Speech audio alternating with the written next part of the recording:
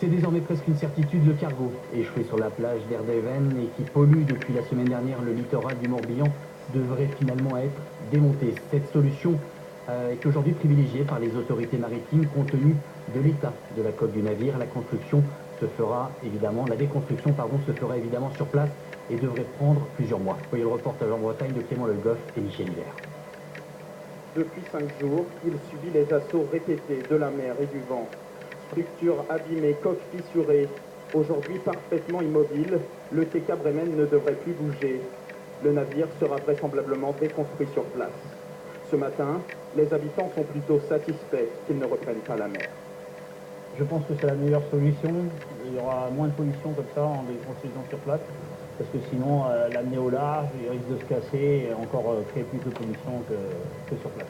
Ça va peut-être limiter les dégâts plutôt que de refaire encore une catastrophe qui repart. Un démantèlement qui prendra du temps, de 3 à 6 mois, estiment les experts. Il faudra vider la cargaison, puis désosser la structure de 3000 tonnes par camion. Un chantier compliqué, en particulier par ses contraintes naturelles. Il y a 2 marées hautes par jour, et donc à chaque marée haute, une partie au moins des moyens mis à proximité devront être évacués à chaque fois.